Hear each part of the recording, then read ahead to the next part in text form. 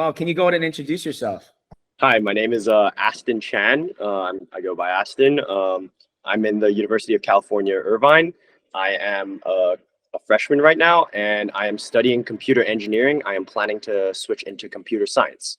You talk about you weren't motivated, but I would like to know, when did you get serious about studying? Because you love studying now, and what motivated you?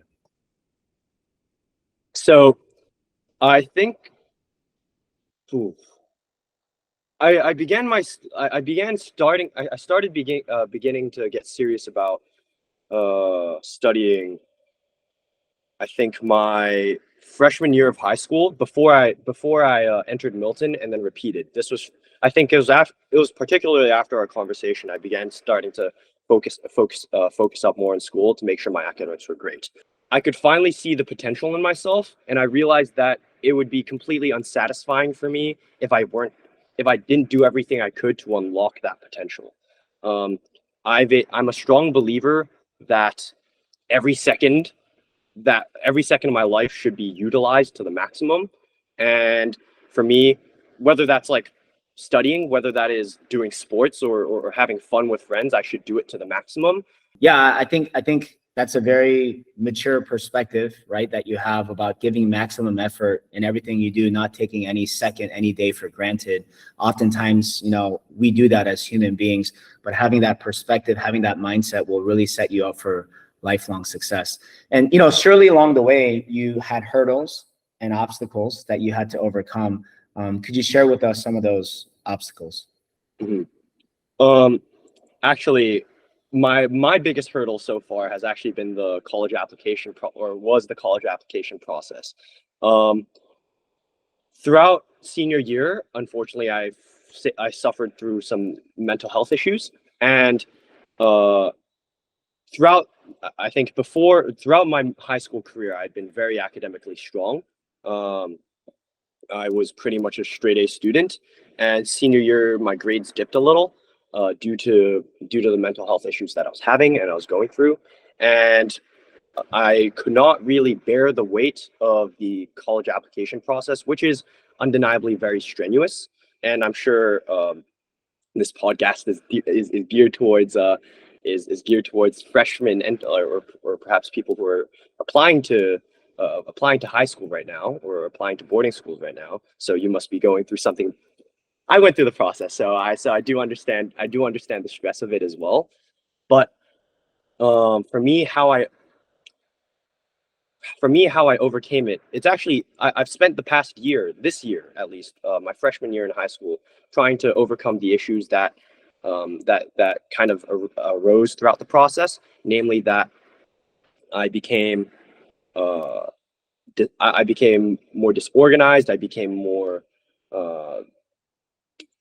less communicative to other people.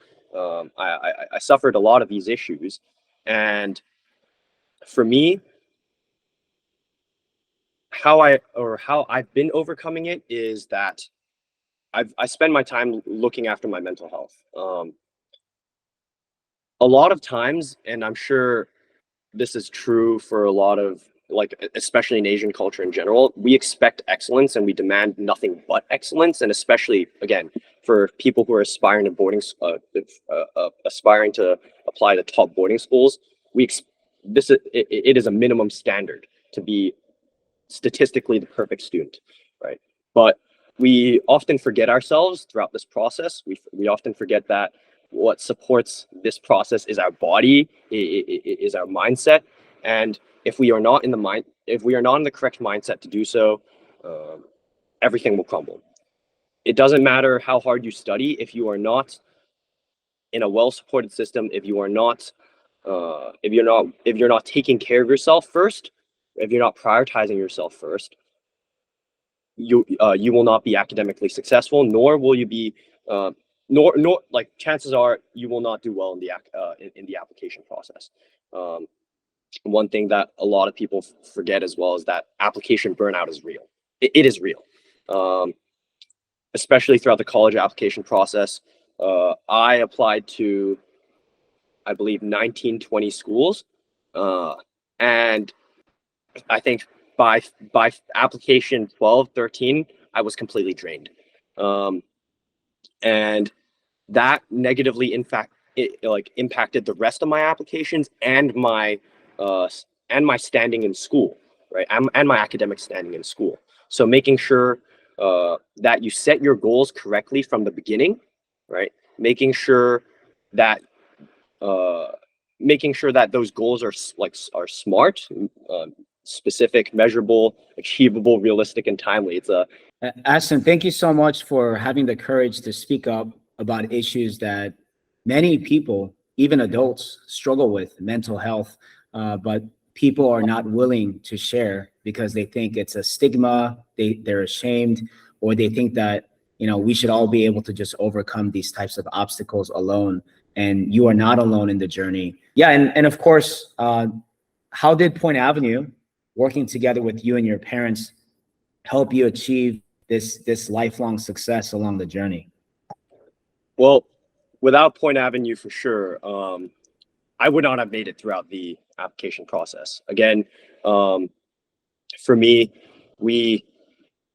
I think for me, I made poor choices with my goal setting, but regardless, I think Point Avenue helped me manage through the sort of mistakes that I've made and try and compensate for them.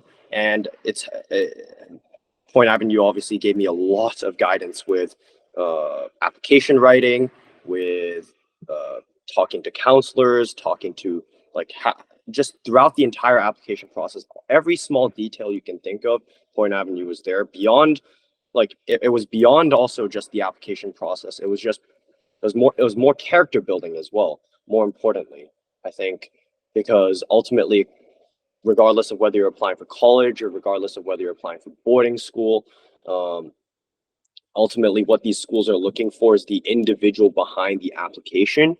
And Point Avenue has made me become a stronger person, for sure. Thanks for sharing that. And you forgot to mention the summer leaders camp in 2019 when the Jedi in training finally defeated the Jedi Master. And I remember when you just crushed me on the run. I think you were first place by far, and then Zach, another student, second place, also a Jedi in training, and then sadly I finished third. But that was also a proud moment, right? Where when we first met, you had asthma, right, and you were reluctant to run, and then now you're so much faster and have really maximized your potential and discovered talent that you never had. So would love for you to share a little bit more about, in high school, reflecting back, the extracurricular activities and also the character development that you think helped you the most in your journey. For sure.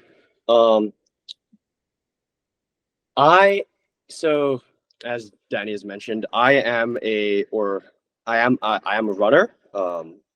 I'm currently transitioning into lifting, but for the past 4 years, I was a long distance runner. Very much owing to the experiences I had in Point Avenue. Namely that we used to go on runs and preparing for a half marathon. That forced me to develop grit, right? And so when I asked Danny what sport I should do when I joined Milton, he said cross country. So I turned to cross country. That was the first extracurricular club I joined. A lot of us, I think, also we focus a lot on academics, but we also sometimes forget that sports and our physical health is also very important. I remember the first day of cross country practice. I could not run a 9-minute mile. Actually, I could not run a mile, period. I had to be hauled back to the gym by the seniors who were because I had puked on the side of the road, which was very unfortunate. But the experiences I had that day was a very humiliating day for me, obviously, and I swore revenge. I said I would do everything I could to become a better runner. And so day by day, I think joining cross country perhaps might have been the best choice I've made in terms of developing my character, in terms of developing my grit. I'm very willing to put in the work because I understand that the only way, especially because I had asthma, right? The only way for me to grow, to maximize my potential is if I put in the work for it, right? I happen to really like running at the time. And so I spent every day, every waking moment, I was thinking about running, and I was also, and as a result, afterwards, I started thinking about academics as well, because I thought, wow, if I can do this with running, I can probably do this with my work as well, because I'd say I didn't have to puke at least when I was studying, right? And so every day I would wake up, I'd think about what I had to eat properly. I'd plan my own meals throughout the day based on the cafeteria food that was offered. I would discipline myself to run like X amount of miles every day. And eventually I became, within a year, I was able to run a sub 5 mile. As I said before, I would not completely call my application process a complete success throughout that period. That was my biggest struggle. Some successes I did have was I'd say my biggest success throughout the process was first actually managing to get the 20 applications in on time. Looking back, it was a bit much to ask of myself. I will say, I wish I had done goal planning and goal setting a little better, right? And selectively choosing which colleges that were right for me, right? That was what I wanted as well. Fortunately, I ended up at UCI, which is by far the best thing that has happened to me so far. I've learned a lot about who I am, about more of my interests, about how to become a better person as well. But back to application success, I'd say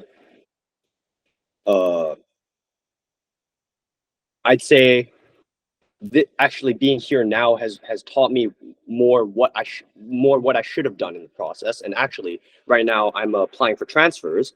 I'm applying for transfers to different universities, mainly as a way to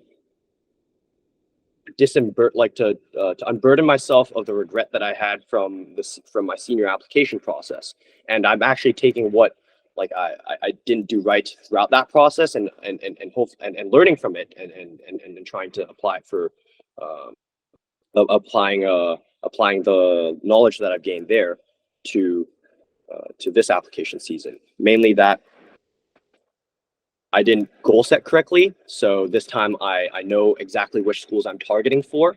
I know the reasons behind each one that I'm applying to. I know how much I can handle in terms of workload and making sure my academics does not drop as well. I know how to maintain a work-life balance, right? And I know the importance of communicating and obviously in terms of application details, getting good recommendations, making sure to build strong relationships with my professors, or for those who are who are applying to boarding schools right now, is your teachers. Creating creating strong relationships with your teachers by showing demonstrated interest, by continuously asking questions, by being genuine as well. That is very important, right? What's great about being in college as well is that right now I'm doing all the courses I've selected are courses that I love, that I know I will get something out of, and I know will help me reach my end goal, which is to become a machine learning artificial intelligence researcher, right? So for me, actually, in terms of long-term goals as well, for me, regardless of whether this transfer application season is actually successful for me or not, it's not a big deal. If it doesn't work out, then I know I will focus in on UC Irvine. I'm very, very content here, and I will do everything I can to develop a stronger profile, right? To most importantly, maintain good mental health in preparation for the PhD application process. Wow, that's incredible. And just having the humility to openly talk about what you did well, what you didn't do well, what you didn't do well, and then the lessons learned at this young age just speaks volumes about your character. And it's really going to set you up for lifelong success and fulfillment and happiness in what you do. And if, you know, as the audience is listening in, these are the qualities that matter most: humility, resilience, having self-awareness, focusing on yourself, your health, your physical, your mental health. All of those things all come before application success, come before chasing after the brand name schools, right? The prestige, because it's all goes back to the why. Why are you doing all of this? And, you know, I just want to ask you, was the hard work and the lessons learned along the way, these obstacles, was it worth it? Completely. I think having all these experiences, going to a nationally ranked boarding school, going through succeeding academically there, not doing well throughout the application process, stumbling down, and then reapplying here, and doing everything I can to make sure that I'm in a good physical, mental state before pursuing my academics. And right now, as a result of the care that I've given myself, I'm doing well, very well academically, I'd say. It's been worth it.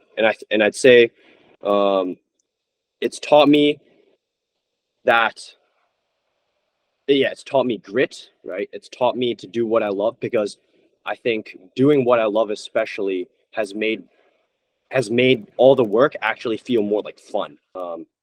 And so I'd say this process has helped me explore who I am, what I want to do, and my purpose. And I'm very, very happy to have gone through this process, no matter how hard it's been.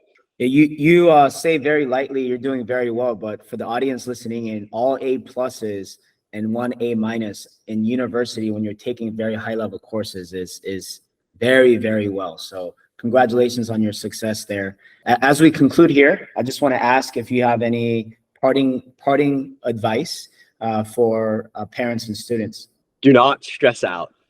I think we focus too much on the results, but I think this entire process will teach you a lot, whether it works out or not. And I think if you do the right steps, if you truly maximize all of the opportunities, listen to Danny very well, because he knows what he's doing, it will work out.